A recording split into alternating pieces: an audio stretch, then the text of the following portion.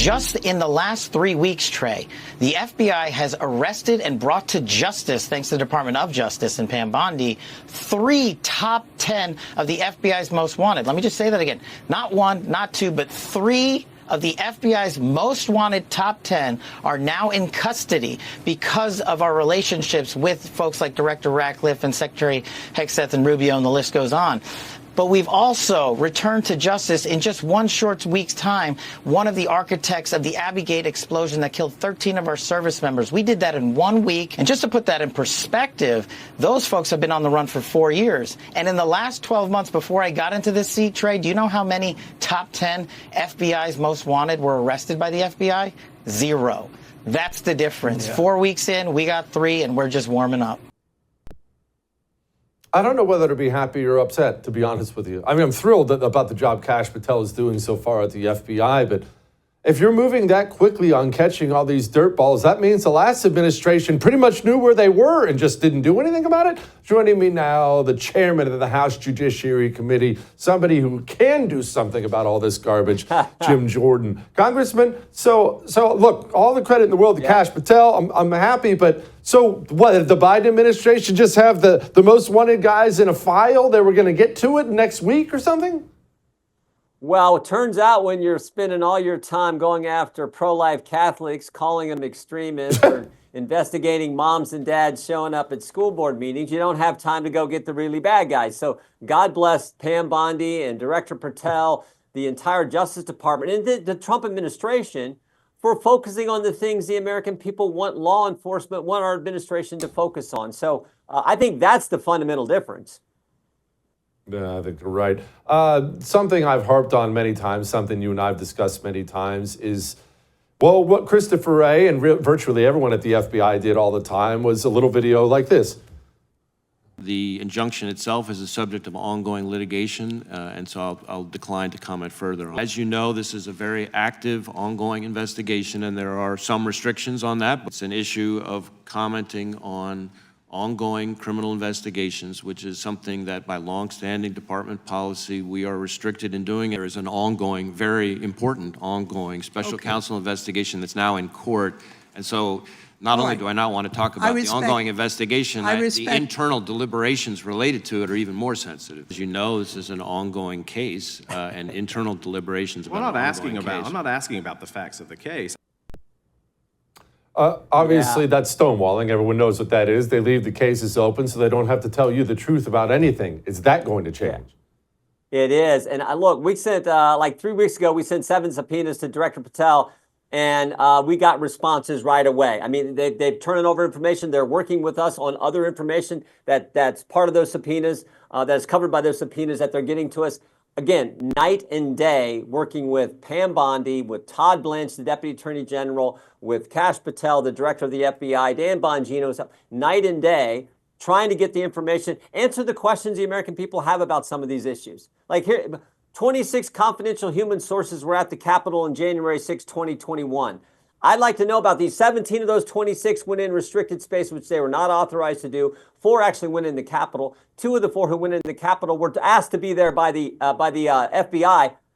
I want to know, like, when did they go in the Capitol? Why weren't any of these people charged? Did they go in via a door? Did they go in through a broken window? I want to know how much they were getting paid. How long had they been getting paid? All kinds of questions we want to get to that we know we'll get help from this administration, which, again, night and day compared to this administration and the Garland Biden administration.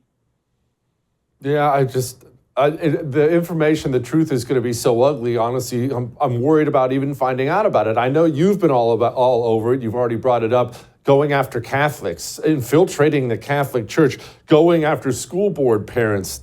Are you getting more documents? Are we going to know more? Are we going to see more behind the curtain on just how evil this past version of the FBI was? Yeah, we want to know about those issues. We want to know about who planted the pipe bombs. I always you sort of say it, kind of joking, but it's the truth. They were spending all their time doing those things, but they can't tell us who planted the pipe bombs. They can't tell us who leaked the Dobbs opinion, and they can't tell us who put cocaine at the White House. So we kind of like to know answers to those. I think the American taxpayer, the American people, would like to have answers to some of those questions. So, we plan on getting all that, not to mention Iran hacking the Trump campaign? Remember what happened last fall? That Iran hacked the Trump campaign. That information wound up in the Harris campaign. Well, if that had been reversed, that would have been the biggest story in the world. But oh no, it's no big deal when it goes the way it did. So we want to know some information about that as well. So all those things, we sent subpoenas to Director Patel. He is giving us that information, and we will make that available. If we learn anything new, we'll make that available, of course, to the American people.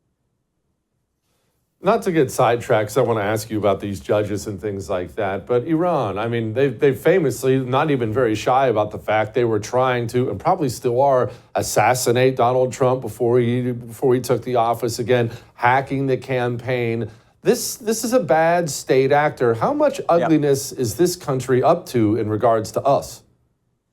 Well, again, we'd like to know all that, but you're right. Not only did they hack his campaign, and it was basically a non-story, but this is the same country who said they were trying to kill President Trump. So we think that just underscores why this information is important. They're a bad actor. I was just in Israel last month. Everyone knows what Iran's trying to do. Israel has set them back. God bless them for doing so. When the Israeli Air Force took out so much of Iran's air defense systems, when Iran had sent those missiles over to Israel. So Israel set them back, but the president and, of course, Prime Minister Netanyahu have talked about not ever letting Iran get nuclear capability, which is what they're pursuing, but we can't let that happen. Okay, the judges, they're on everybody's mind. Everybody wants them, impeached, arrested. It just depends on which person you talk to. But nobody you talk to wants unelected judges to govern the United States of America and assume the power of the presidency. Me personally, I don't believe the votes are ever going to be there for impeachment, but that doesn't mean it's a waste of time. What do you do with all this? Well, you have hearings, you get the facts, you hear from experts, and you pass legislation when you can. Now, 2.5 weeks ago, we passed a bill that we think deals with this injunction issue. It's sponsored by Chairman Issa. We put it through our committee, but the bill says that these judges, federal judge in Timbuktu, California, puts an injunction. It should only apply, the bill says, only apply to the parties of the case within that respective jurisdiction, shouldn't have nationwide implications. So we think that's good, smart legislative fix. A number of scholars agree with us on that. So we've already passed that. The speaker's indicating he wants that bill to come to the floor next week, and we move it through the process, hopefully get it all the way to President Trump's desk. I'm confident President Trump would sign that legislation. And then you have hearings. You have hearings on everything else, including this Judge Boasberg. To me, seems like he's operating in an almost purely political fashion going after President Trump. Think how dumb his decision was.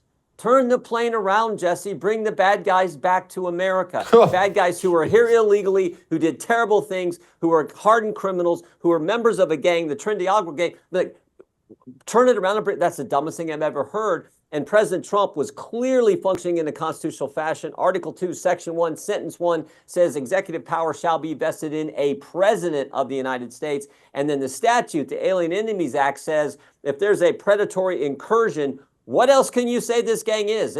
Certainly they're not coming here for good reasons. They're coming here for bad predatory reasons. So I think he was strong constitutional ground, strong statutory ground, and the judge's decision is stupid. And you couple that stupid decision with all the history of this judge in the FISA court during the Trump-Russia hoax, I think it looks like this judge is political. So we're going to have some hearings about this issue starting next Tuesday.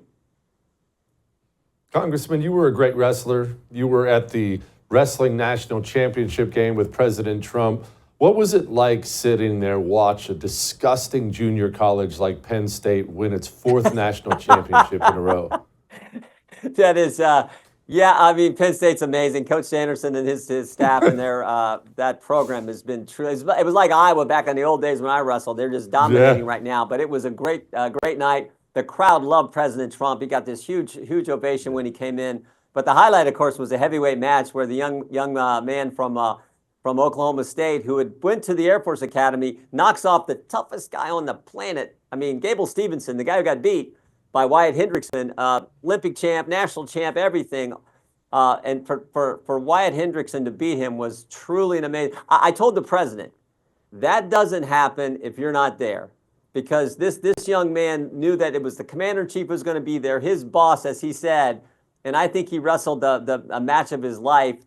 and did something that if he wrestled Gable Stevenson 10 more times, he wouldn't win any of them. But he won Saturday night, and it was a special, special moment that he got to share with his commander-in-chief, with President Trump. Man, it was freaking cool. His adrenaline had to be through the roof. Congressman, as always, thank you. I appreciate it. I would thank you for coming to my YouTube channel, but I know how brilliant it is, and I know you love it here. So subscribe and watch. We're going to start really ramping things up and putting some funny stuff, some interesting stuff out there, some collaborations. Either way, my YouTube channel is officially the place to be. So stick around.